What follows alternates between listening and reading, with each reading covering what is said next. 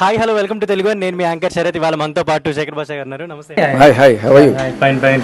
So ఎలా అనిపిస్తుంది మీకు బయటకు వచ్చిన తర్వాత? అండ్ మీ ఇలా ఉంటుందనేది నేను అనుకోలేదు. ఇంత రిసెప్షన్ ఉంటుంది, ఇంత అభిమానం ఉంటుంది. నేను హాయిగా ఆడుతూ పాడుతూ వచ్చేసి అనుకున్నాను, కానీ రియలీ బ్లెస్డ్.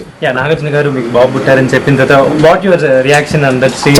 చాలా చాలా చాలా ఆనందపడ్డాను. ఏ తండ్రి అయినా అంతకు మించిన బెస్ట్ మూమెంట్ ఏముంటుంది. కాకపోతే మామూలుగా మనకి తెలియడం వేరు, అసలు ఏం జరుగుతుందో ప్రపంచంలో ఏంది లేదు, ఎలా ఉందో ఏంటో నేను 2 రోజుల నుంచి మగ్గిపోతున్నా. నాకు టక్కమని ఆ న్యూస్ ఎడార్లో ఓఎసిస్ లాగా సంవత్సరం నుంచి అన్నం తిన వాడికి అన్నం దొరికినట్టుగా అలా అంత ఆనందం ఇచ్చింది నిజంగా. యాక్చువల్లీ బిగ్ బాస్కి వెళ్ళక ముందు మీ ఇంటర్వ్యూస్ కానీ మీ పోరాట పట్టిమ చూసిన వాళ్ళు చాలా మంది అంటే మీరు లాస్ట్ వరకు ఉంటారని చాలా మంది ఎక్స్పెక్ట్ చేసిన వాళ్ళు, నేను కూడా ఒకరిని.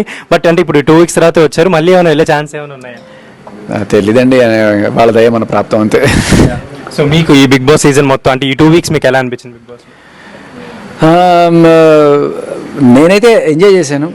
అంటే సరదాగా ఫ్రెండ్స్ కంపెనీ వాళ్ళతో జోకులు వేసుకోవడం, అలాగే కొంతమందిని తెలుసుకున్నాను, కొంతమంది వెన్నుపోట్లు చూశాను, అండ్ కొంతమంది డ్రామా బాజీ చూశాను, కొంతమంది గెలవడం కోసం రకరకాల సింపతి కార్డులు ప్లే చేయడం చూశాను, కొంతమంది ఓదార్పు యాత్రలు చూశాను. సో బట్ ఈ ఫార్మేట్ వాడదు. సో ఈ 2 weeks మీకు బాగా దగ్గరైన పర్సన్ ఎవరండి? నబీల్ గారు. అండ్ ఎవరు బాగా అంటే చాలా కన్నింగ్ ఆడుతున్నారు, వరుసగా ఆడుతున్నారు అనిపిస్తుంది? సోనియా.